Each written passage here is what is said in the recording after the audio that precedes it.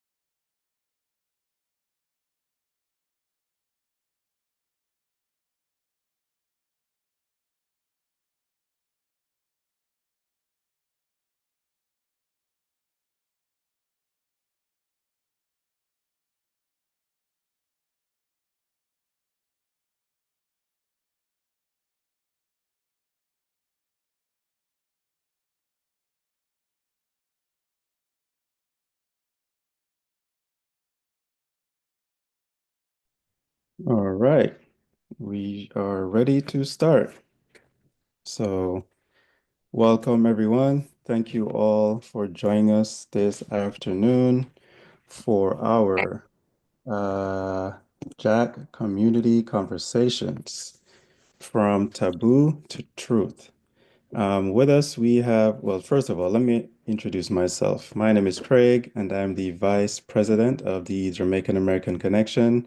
And I also have with me our parliamentarian, Shanice Brackenridge. I have the opportunity to introduce Delise Robertson. She is going to be your facilitator today.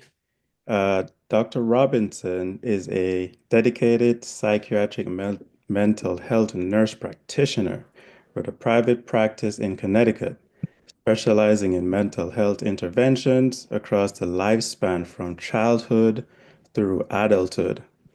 Dr. Robinson's primary focus is on child mental health and perinatal mental health. With a diverse career as an educator, clinician, and advocate, she brings a wealth of experience to her work. She's deeply passionate about improving mental health care within marginalized communities.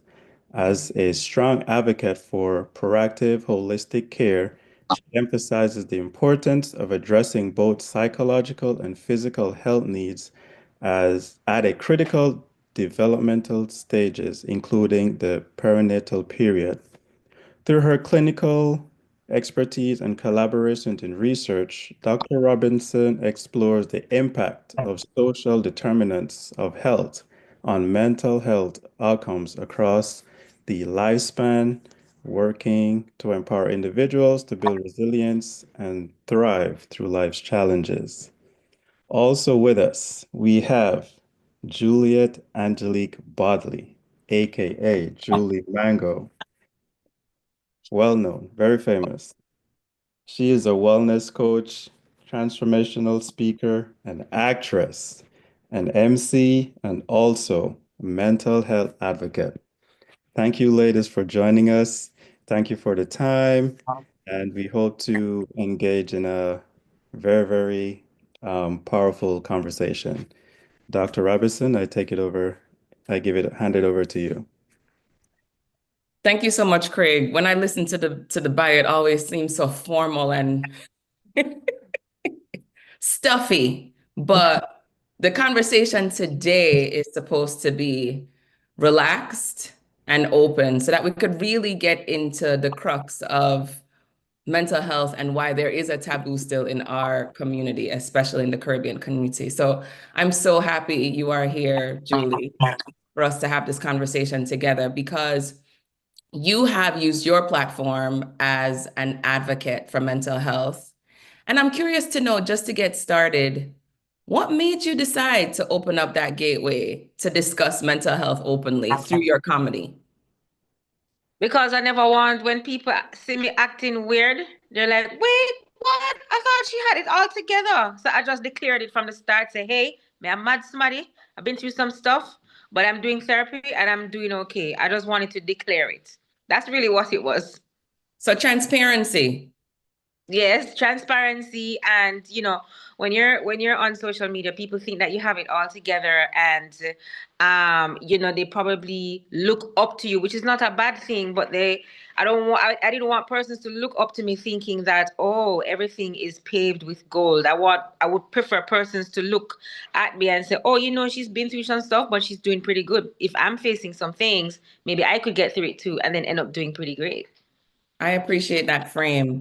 So with that being said, right? So what's been the feedback that you've received with that transparency and openness? Because I think it's important for people to realize that what you see, right, on a screen through social media is a snapshot, right? And so people are living regular lives outside of that. What's been the feedback since you've been so open about it? The feedback has been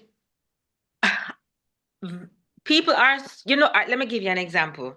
My inbox, I'm not a therapist, I'm not a mental health practitioner, none of that. I'm not qualified. My DMs are filled with people sending me epistles of their problems and asking me what should they do. So in other words, to answer your feedback, people soak it up. It's like they're saying, finally, thank God somebody talks about that openly. And not in a way where you are sorry for the person, but more in a way where it's a safe space and you can say the worst thing and not walk away feeling, oh my gosh, like you just experienced doomsday. So the feedback has been great. There are people who are opening up, and I think there is a lot more of a buzz around it now, which is a good and a bad thing. But the feedback has been, thank God, amazing. Yes. So, yeah, I do think that there has been, I agree with you, more openness and willingness to talk about mental health as an issue. I do feel, though, from the provider side of things, when we've been more open to talking about it, when those people are writing those epistles and chapters in your DMs, though, do they then turn around and go and access care? I don't know, because my responsibility now, since I'm out here talking about mental health, my responsibility is to direct them to get help. I would respond, and if I have a conversation with them, but I let them know, hey, I'm talking to you as a friend, but the reason that I can talk to you now is because I did 12 years of therapy. Yes. So I would recommend, I'm not forcing therapy on anyone, and there are many ways to get healing, but I'm talking about the one that I know. And so I would direct them to that. I don't know if they actually do, because sometimes they would not come back, or sometimes if they come back, they're commenting on something else funny. So, I've never really followed up. I probably should. I'm curious though, I still see in many Caribbean households that mental health is often not discussed. And so we still, for some reason, see seeking help and therapy as a weakness. Yeah. Why is that stigma still exists in our culture? Because remember, we are creatures of adoration and admiration. And so and then other sicknesses have this sort of reverence to them. I'm not belittling anything else, but if you tell someone you had a heart attack, suddenly you get a form of reverence from other people. Oh, you had a heart attack. Oh my gosh, I'm so sorry that happens to you. Somebody becomes diabetic. Somebody has cancer. Somebody is born with Down syndrome. Society has reverence for those types of illnesses.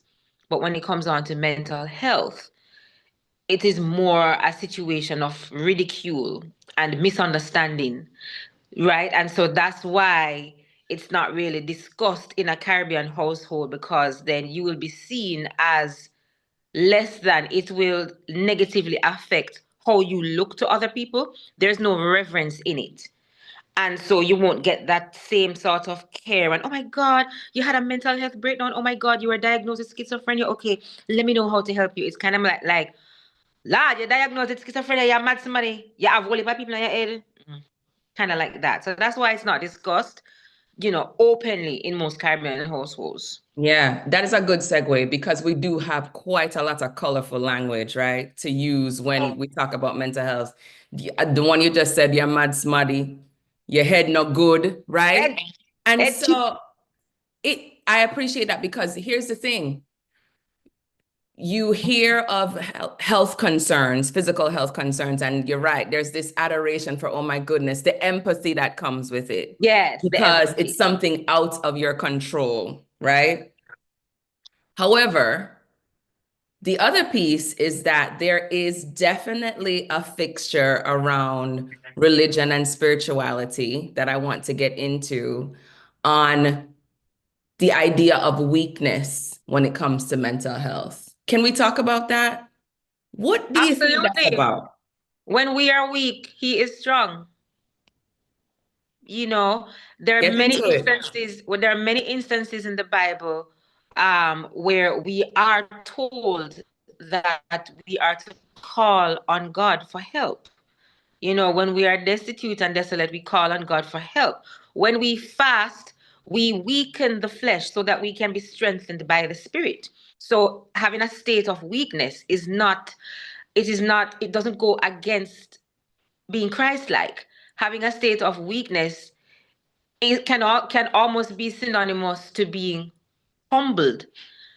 And you know, we are told to humble ourselves before the Lord. Notice you never see, I haven't seen in the Bible where it says, let the Lord humble you. You don't want that. Humble yourself before the Lord. And so when you're weak, that's a good place to be. You know, in the worst times, that is when Jesus is closest to you. So we're dispelling that myth that weak is not a good thing. You said something where persons say it is like physical ailments are outside. You had a heart attack, it's diabetes, cancer, whatever. It's out of your control. Well, I am here to tell everyone that mental illness, there are times when it is out of my control, or there were times when it is out of my control. Reason why it is out of my control, I lack the faculties to make proper decisions, especially when it comes to emotional regulation. I keep telling people that when you're having that anxiety attack or the emotional attack in that stage, it's already too late for you to try to regulate your emotions. You literally have no control. It is almost like something has taken you over and you start to act. And I don't mean demon possession. You start to act in a way that you normally wouldn't.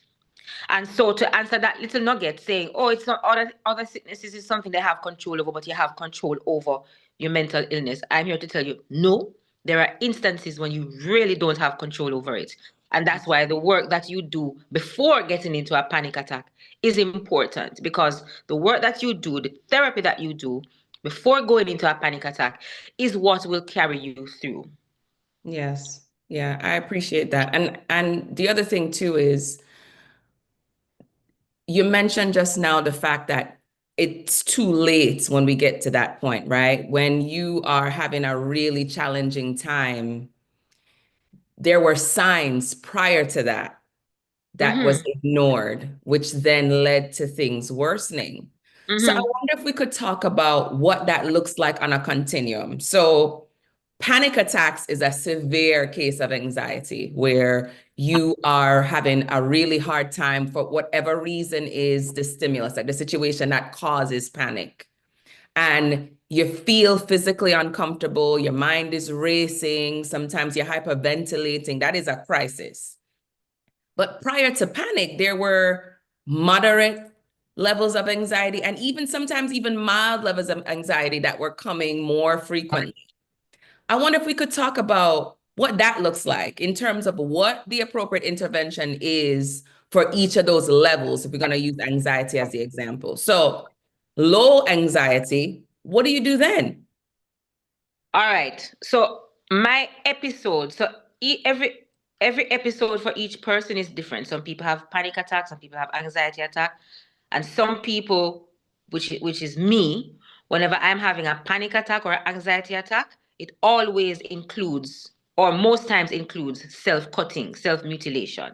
Right? So I'm going to talk about the control when you have no control when I reach there. So what does it look like on a daily basis? What are the signs of the low when it's building up and you can stop it before it reaches there? There are two ways to stop it before it reaches there. Going to regular therapy, meaning you are starting to unlearn the negative ways you would process things, and you start to learn some positive ways to process things. So your brain and your cells are starting to remember some new stuff that you're being taught by your therapist. So that will help along the way for the long term. The other thing with the build-up is that sometimes you can start speaking irrationally about stuff. Sometimes you can outrightly say that you are depressed. Sometimes you can experience like you don't want to eat. Sometimes you're irritable, you don't want to be around your friends. Sometimes when persons are calling you, you just um, delete their number, sorry, block the call. You don't want to talk to them, and you start to isolate yourself. That is one of the, for me, that was the number one thing when I know that I'm about to have a panic attack. So I isolate myself, number one. Number two, whenever I'm having conversations, I sound very, very negative and even delusional and hopeless. But still, the trick is I become a high functioning depressed person. So I will be able to go to work. I will be able to drive my car. I will be able to not be a threat to myself yet or to others. But I am saying little things like, I am feeling hopeless. I am feeling sad. This thing will never work out. Whatever I'm doing, my life is over. That's not going to work out. Then, if it is not checked at that point, if I don't talk to somebody, or if I don't talk to a therapist or start to change my thinking, then it can increase to a mild panic attack where I can't go to work. So before I was able to go to work, but I was dragging my legs, where I can't go to work. I can't function. I can't process things. I can't create a skit. I can't talk to people. I can't go out. Nothing. Everything that I would usually do, can't do it. At this point, this is like an emergency alarm bell gone off, even though there's no panic attack. No, if that lasts long enough, like for 2 weeks or 3 weeks, or sometimes even 3 days, then the next stage coming, which is the worst stage, which is the full-blown panic attack. And my panic attacks include self-mutilation. Now, when I say at that point it's too late, because I already want that ease of drawing. I'm going to get a little bit graphic. I already want the ease of drawing blood, to see my own blood drawn. It's a sense of ease. And so, like an addict, once your focus is set to that, you have to get it. And there's nothing that can stop you in that moment until you get it. And then you rally back again after it happened, and then you try again to get therapy. So I hope that answers the question. Yeah, I mean, you just ran through warning signs, knowing yourself, identifying when functioning is getting challenged across. So you talked about work, you talked about social life, you talked about taking care of yourself. And then you talked about when things were at its crisis mode, where there were safety concerns. And I'm so appreciative of you being so open with discussing this. And I know for people who are watching, somebody you know, or even yourself, might have had these experiences and may not have had the specific ones that you described, but similar. And so I Right. want to be clear that everybody's experience is different. Everybody's challenges are different. But when it comes to safety, anything related to self-harm, suicidal thoughts, that is a medical emergency. And making sure that there are resources that you access, going to the nearest hospitals or emergency room and getting care. To add to that, what I've done before you move on, what I've done, because no, I live by myself, and all of my friends are in Jamaica. So what I do sometimes, I literally just go to the accident and emergency just to be around medical people. I just tell them I feel some sort of weird pain or something. Granted, that doesn't help. That the last time I had to do that was when I just moved to Missouri, and I was having a very, I was just so overwhelmed, and I didn't want to go back to doing self-mutilation. And so I just checked myself into A&E for an unrelated pain, just to be around medical people. So you can check yourself in for a 48, or I think it's a 72-hour hold. I didn't do that because I had to go to work the next day. and I wanted the freedom to leave. But yeah, if you feel like something is coming down on you, don't be afraid to check yourself in. There's nothing to it. You go, they do this, they do that, and they let you out. It's fine. Yeah, I appreciate that thought process. So there was a question, and I think it's right on time in terms of what we're talking about right now. Somebody asked, how do cultural attitudes and social stigma in the Caribbean impact the way people seek support or talk about mental health challenges?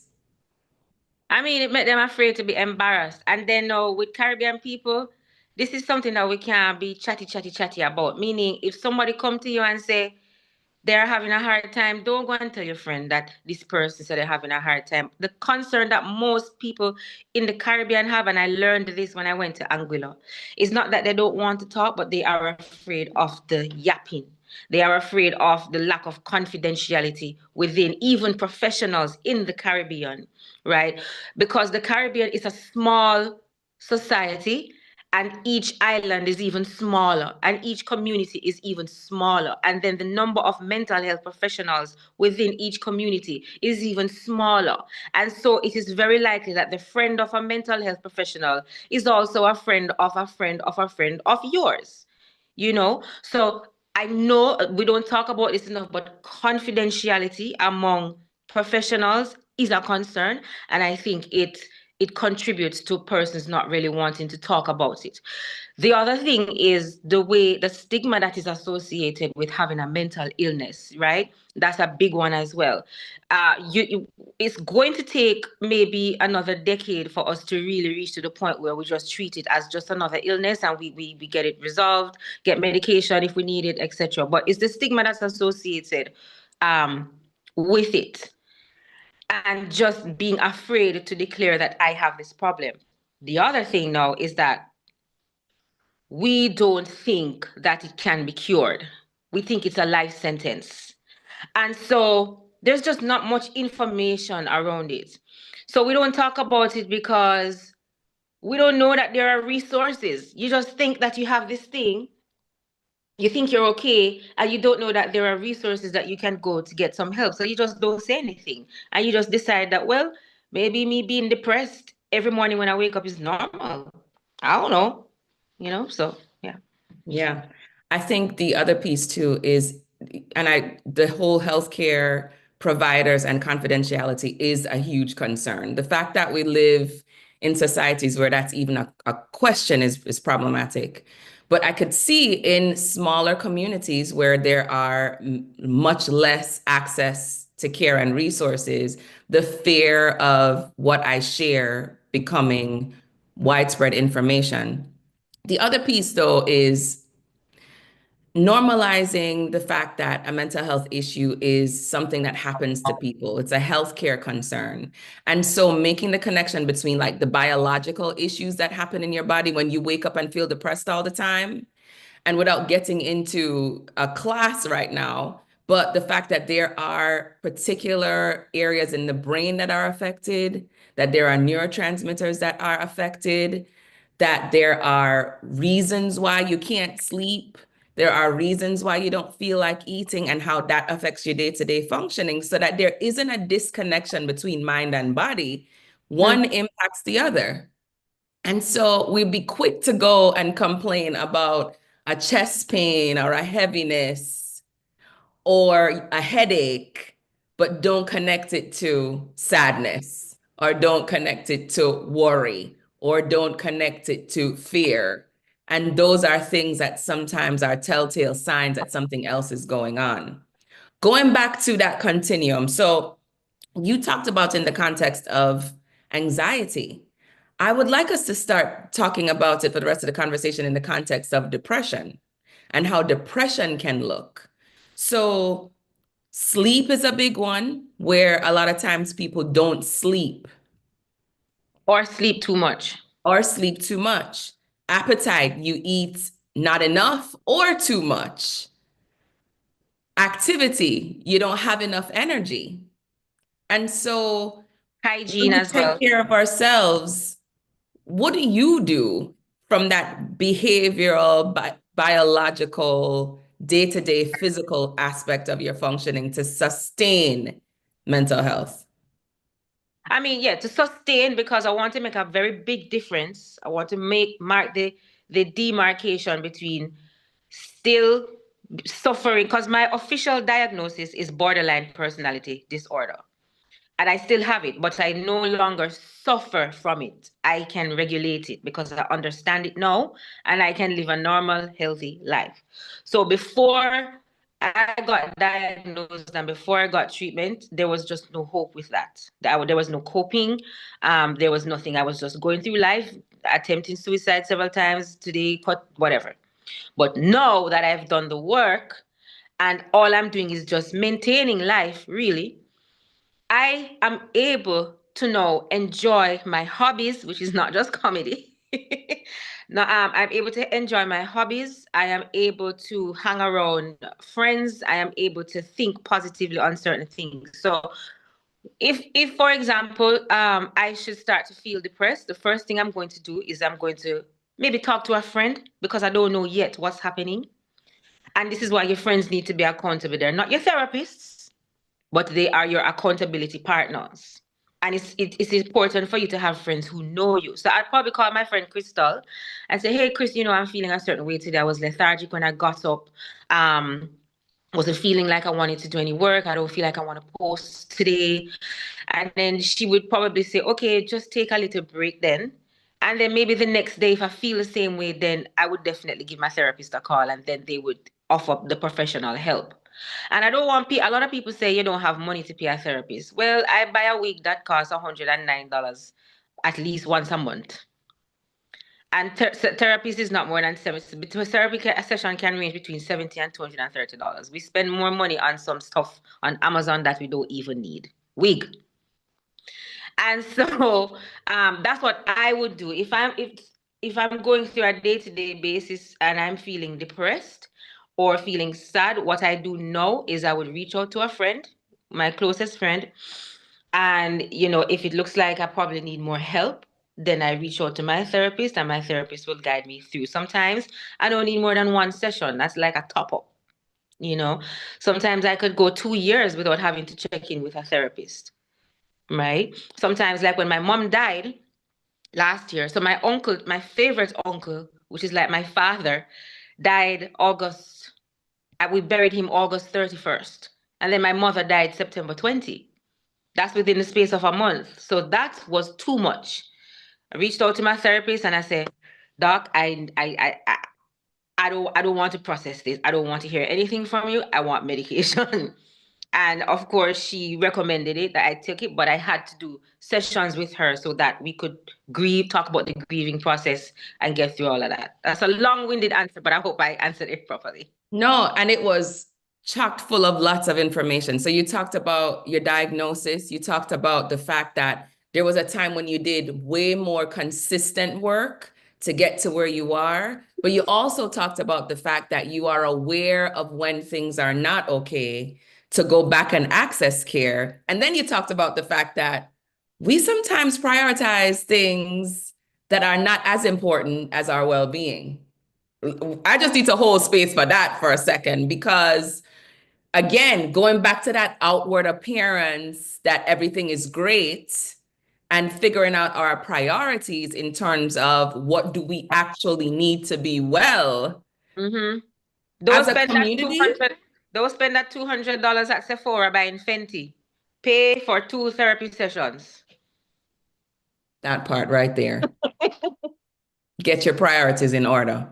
Because at the end of the day, going and having a conversation and getting a professional's input on what needs to be done to help you to regulate and stabilize is key. The other thing that you brought up, which I want to switch into, is the role of medication. So people will come, and personally in my clinical practice, people will come, identify, share, we do the evaluation, we talk about the role of therapy. We come up with treatment plans. We talk about changing things in your routine to make things better. Sounds good, right? And then they come back and you ask, all right, so How did it go? How did it go to things that we came up with as a goal, as a plan? And it didn't really happen. But I also want to preface this by saying sometimes the mental health issue is so severe at that time that it is a hard process of doing that on your own outside of a session. So Julie, when you've gone the route of medicine and therapy, where was your thought process on medicine before you even went there? If that was something that you asked for or your provider asked you to explore it as an option to complement the therapy. And how did you feel about that initially?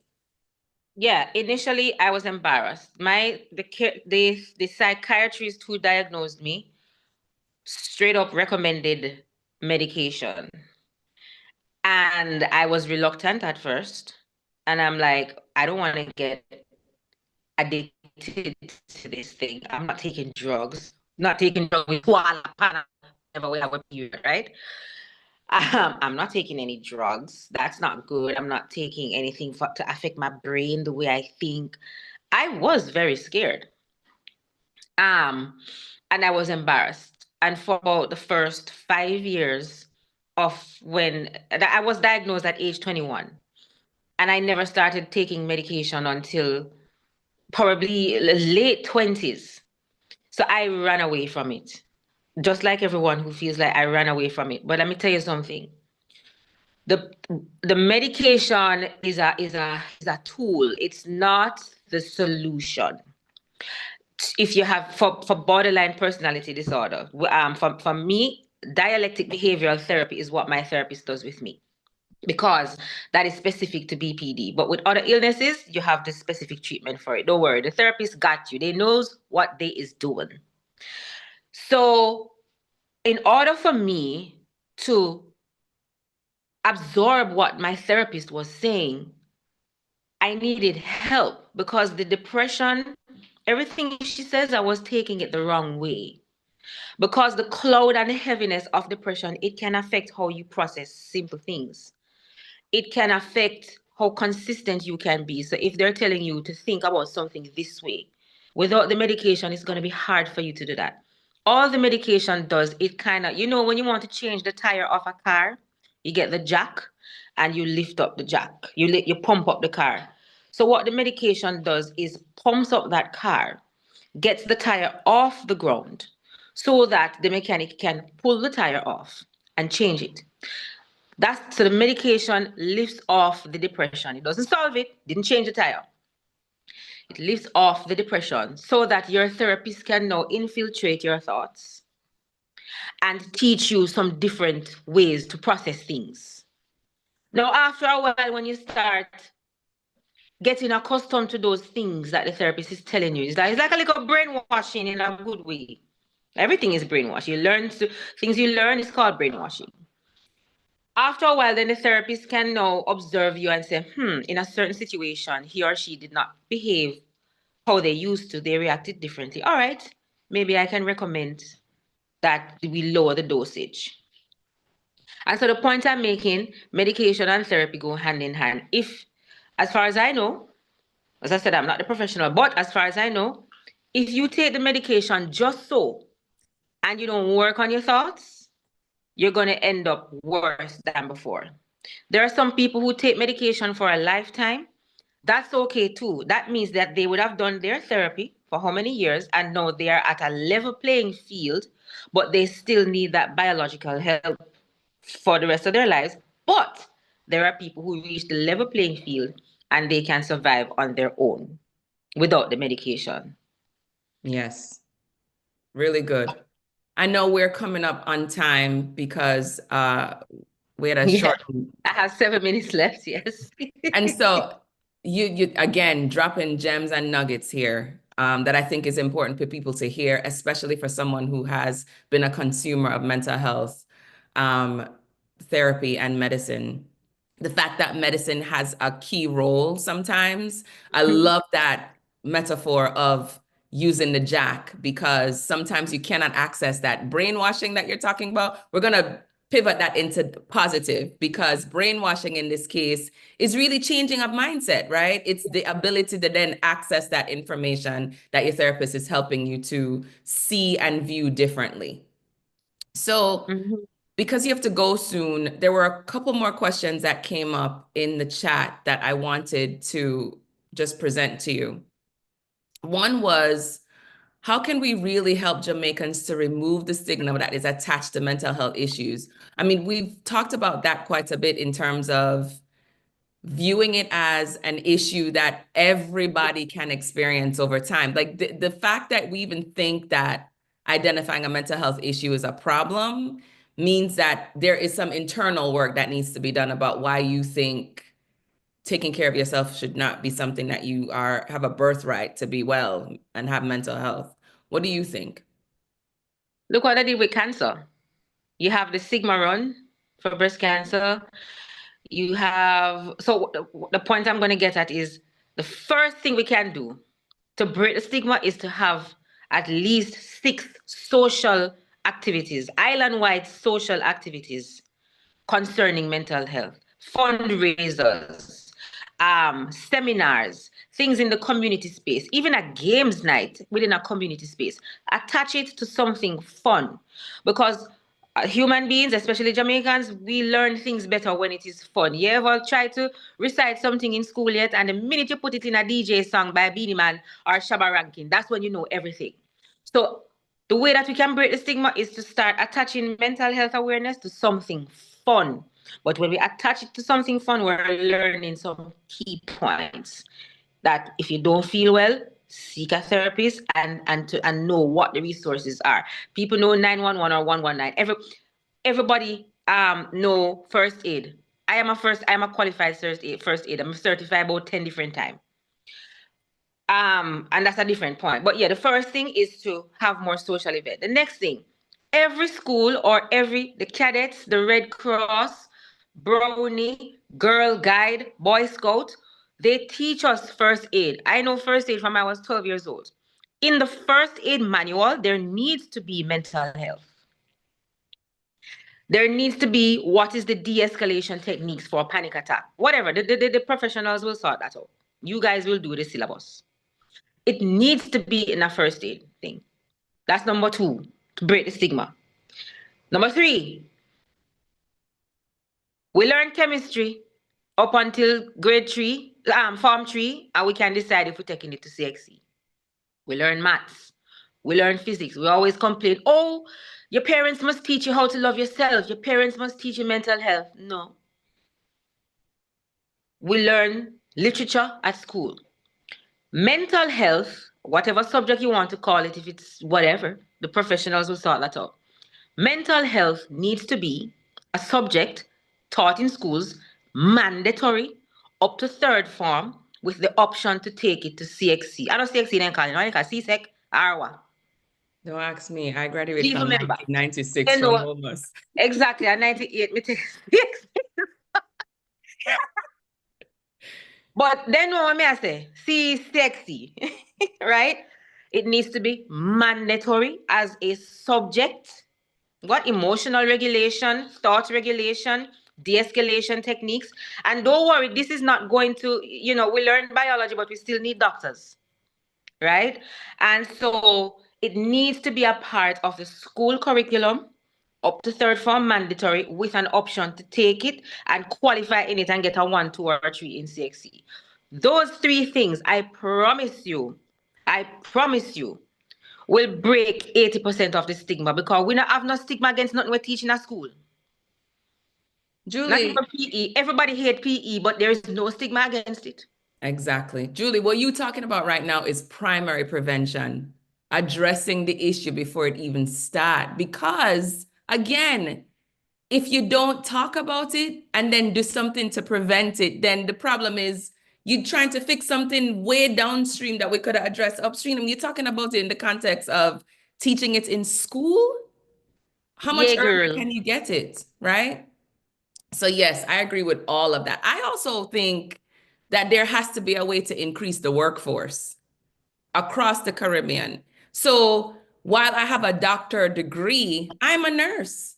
and proud of it. And so what that means is, I know Jamaica in particular has developed a mental health nurse practitioner role to address mental health, much like how a psychiatrist would, in terms of being able to do therapy and prescribe medicine, but they don't have that prescriptive authority yet.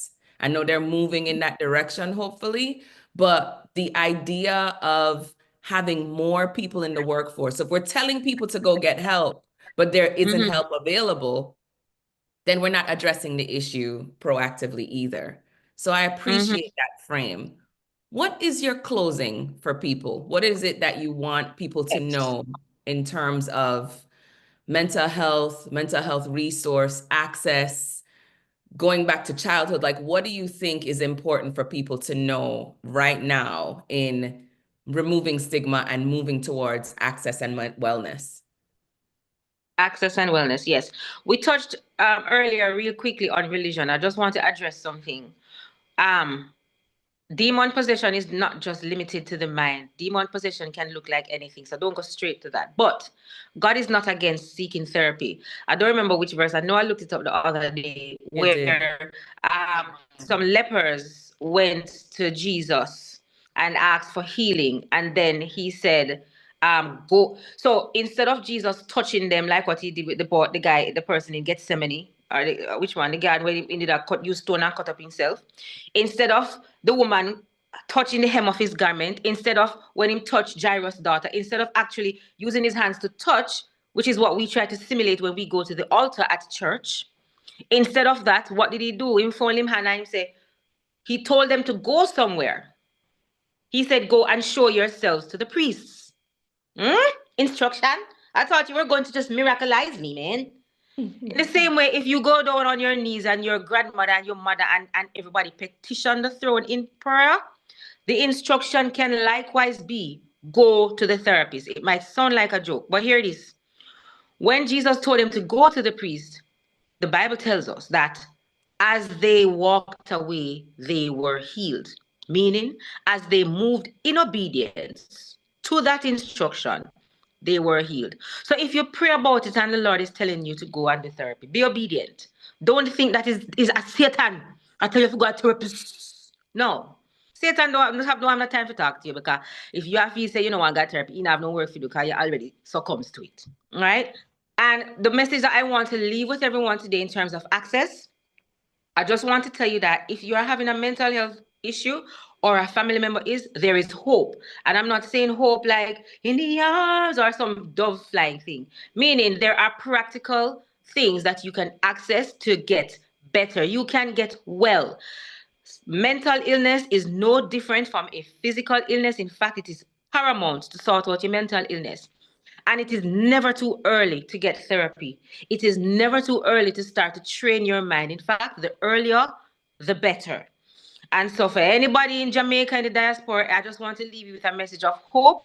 I want to leave you with a message of having no fear for mental illness. And I want to leave you with a message that there has been so much research done on mental illness that it is hardly likely that you will go to a therapist and they don't know what's happening with you, because there has been so much research done. So you're in good hands. There is hope. Thank you so much, Julie. I'm going to stay behind and answer a few more questions in the chat, but I think this was a really groundbreaking start to this dialogue. I hope people can hear from your firsthand experience of accessing mental health services, how it has impacted you, how it's changed your life and helped you to move forward with a completely different mindset, acknowledging that it's work in process, in progress all the time. So thank you so much for being here. We appreciate it. Thank you for having me, Doc. Bye, guys. Love you guys.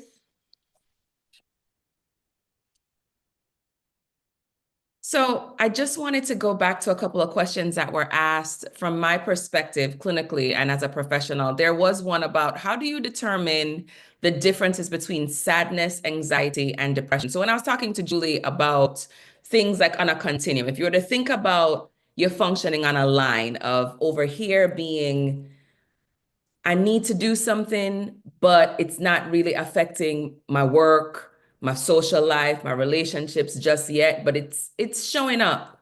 That would be sadness as an example. So sadness is an experience of a mood that comes and goes based on a situation that happens that causes it.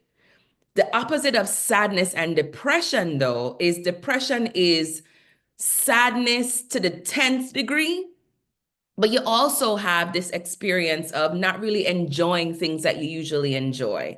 And it is there no matter what's going on. So you have situations that usually make you feel happy, but you can't experience that joy. And it's there and it's stuck no matter what you do. It's just a fixture.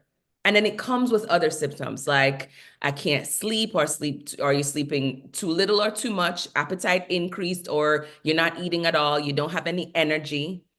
Sometimes you have this overwhelming feeling of guilt, hopelessness, helplessness, worthlessness. That is a cluster of symptoms that happen that we call depression, because it's there, it's not just mood, and it's lasting for a time.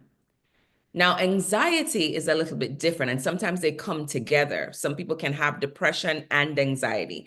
But anxiety on that line, again, is you worry about things, you can't let it go, you feel nervous. But then anxiety, when it becomes a problem, and so anxiety is normal, just to let you know.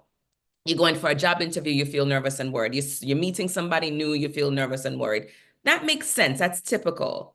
But when you are avoiding going to activities or talking to people or engaging in things that you should and need to, but you can't do it, that's when anxiety becomes a problem. We call that moderate, and sometimes, to what Julie was talking about, panic attacks, severe. And in therapy, the goal is to first identify, like, was there something that was the trigger or came before all of this? What is continuing to cause it to happen? And do the work to change your mindset on your thinking about such things to help with reducing anxiety. And sometimes with depression, it's let's look at your whole day-to-day functioning. Are you sleeping? And what sleep quality is like? What are you eating for food? Are you getting any movement? Because those physical behavioral things can help you to identify if there's something that needs to be changed in your day-to-day routine versus is there a biological major depressive episode that is taking place that might require therapy and medicine to lift it. You continue doing therapy and over time can look at reducing and getting rid of medicine. So not everybody who takes medicine needs to stay on it long term, but life's, right? We are living in challenging times and we don't live in a bubble where we can avoid our stressors. So sometimes you need to be on medicine a little bit longer. And I say those things to my patients sometimes with a plan to eventually continue to explore needing to take it away if we get there, but not looking at it. You have diabetes, you take insulin. You have a headache, you take medicine for that. You have thyroid problems, you take medicine for that. And so normalizing the fact that sometimes medicine is a key resource in your healing journey. There were a couple other questions here. Let me see if they were similar to the ones before. So there was a question about, is online therapy becoming more available in the Caribbean? Does that minimize stigma? So I unfortunately cannot speak to what is going on in terms of access to telehealth.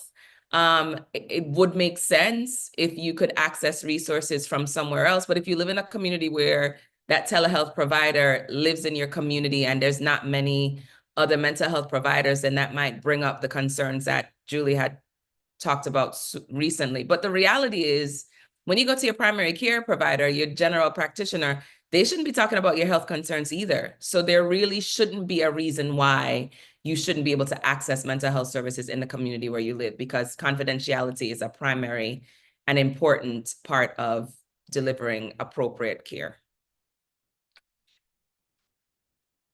So I think that's it for questions. I just wanted to go back to the fact that we've talked about a lot of heavy subjects in this short space of time. Understanding what your resources are. Healthcare providers know how to assess for mental health issues. Speak up, because the only way to get help is to say that there is something going on. And identifying the problem is the first step.